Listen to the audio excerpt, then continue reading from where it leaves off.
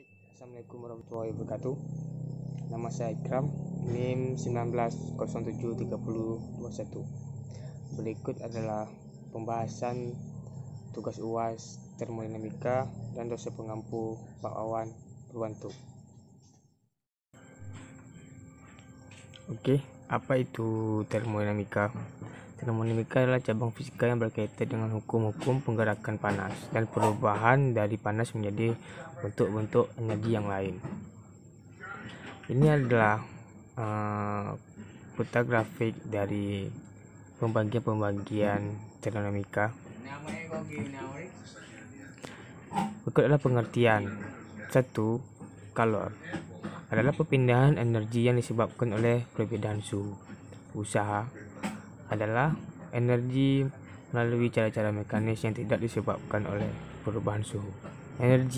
Energi adalah besaran skalar yang berkaitan dengan kondisi objek. Berikutnya adalah pengertian energi dalam.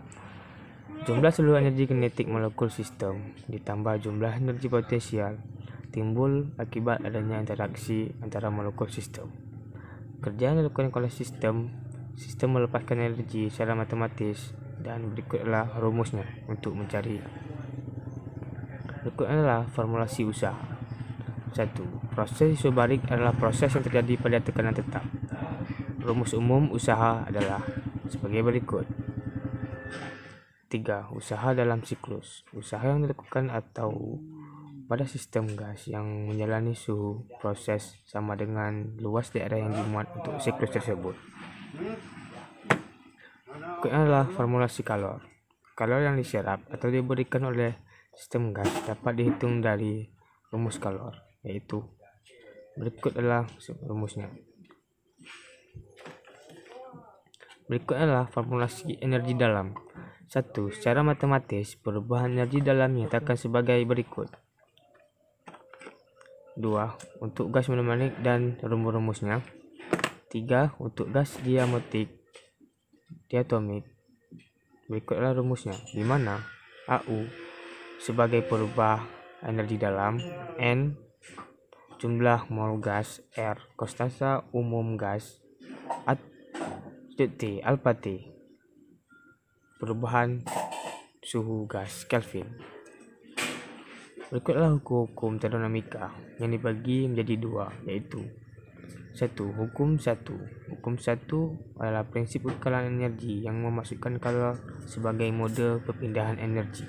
2. Hukum 2 adalah bahwa aliran kalor memiliki arah. Dengan kata lain, tidak semua proses di alam adalah reversible, dapat dibalikkan arahnya. Berikutlah proses termodinamika gas. Proses isobarik, proses perubahan gas pada api tetap, dan rumus-rumusnya.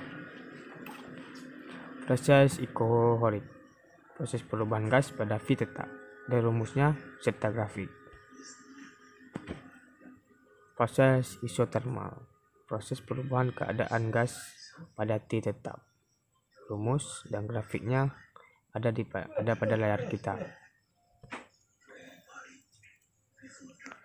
Oke, kita akan membahas hukum 1 termodinamika gas. Oke. Hukum 1 termodinamika gas. 1. Total gas yang ditambah pada suatu sistem sama dengan perubahan energi internal. Sistem ditambah usaha yang dilakukan oleh sistem tersebut. Perhatikan gambarnya, bisa kalian lihat di layar kita. Secara matematis, hukum 1 termodinamika dirumuskan sebagai berikut, dan kalian bisa lihat di layar kita ada penjelasannya masing-masing. Secara matematis, hukum termodinamika 1 pada sistem tertutup dinyatakan sebagai D.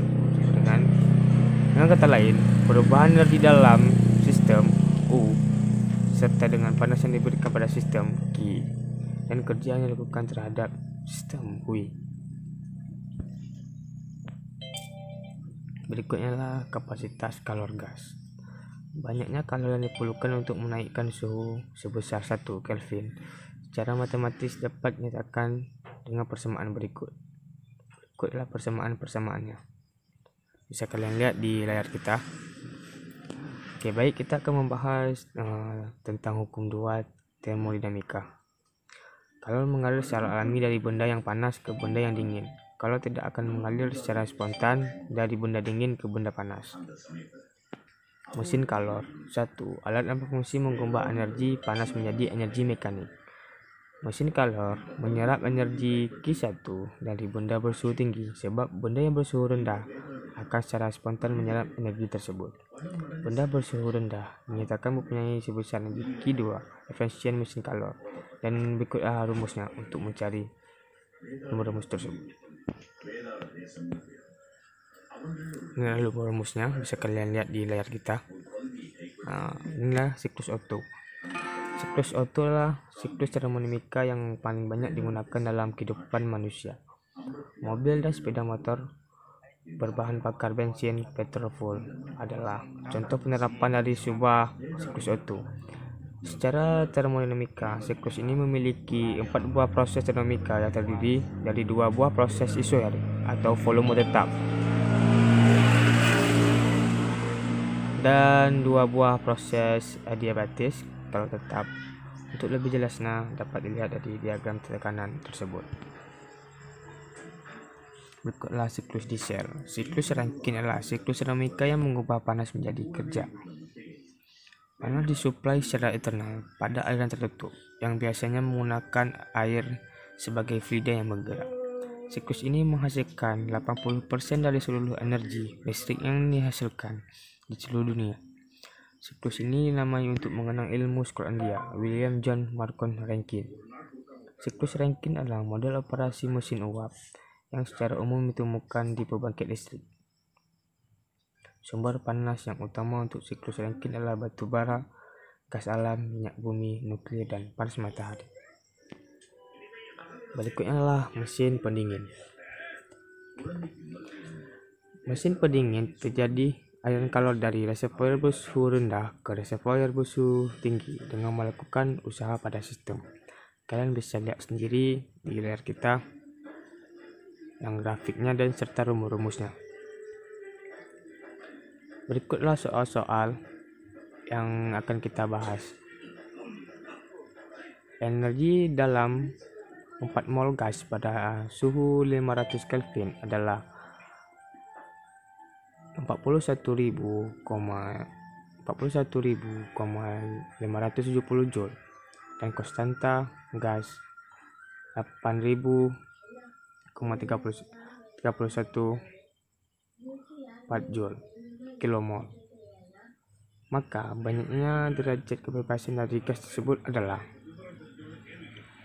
diketahui itu sama dengan 5.000 Joule. R adalah 8.314 Joule. T adalah 500 Kelvin. N adalah 4 mol.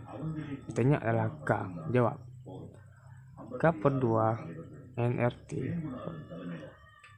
Berikut adalah bisa kalian lihat sendiri.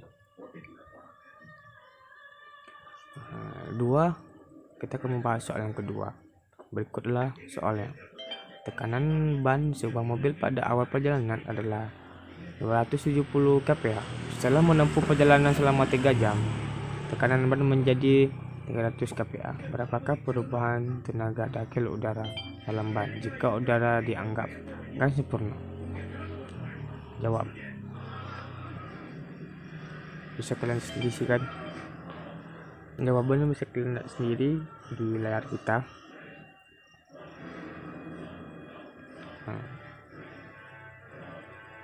Baik, kita akan melanjutkannya lagi. Kita akan membahas soal yang ketiga, mesin Carnot. Mesin Carnot bekerja pada suhu tinggi 600 Kelvin untuk menghasilkan kerja mekanik. Jika mesin menyerap kalor 600 Joule dengan suhu rendah 4K, maka usaha yang dihasilkan adalah. Jawab. Bisa kalian lihat sendiri jawabannya. Baik, kita akan menjawab soal yang nomor 4. Sebuah mesin panas yang efisiensinya 20% memiliki daya keluaran 5 kWh. Mesin ini membuang kalor sebesar 8.000 Joule per siklus. Energi yang diserap per siklus oleh mesin dan internal waktu per siklusnya adalah. Kita jawab. Berikutlah jawabannya. Kalian bisa lihat sendiri di layar kita. Baik. Kita akan menjawab soal yang nomor 5. Suatu mesin Carnot jika reservoir panasnya bersuhu 400 Kelvin akan mempunyai efisiensi 40%. Jika reservoir panasnya bersuhu 640 Kelvin, efisiensinya adalah. Berikutlah jawabannya. Kalian bisa lihat sendiri di layar kita. Oke, baik, kita akan menjawab soal nomor 6. Tekanan dalam suatu tangki ditunjukkan oleh suatu pengukuran dari 30 PSIG. Tentukan tekanan absolut bila barometer menunjukkan 76 cm atau 14,7. Jawab. Berikutlah jawabannya, kalian bisa lihat di layar kita.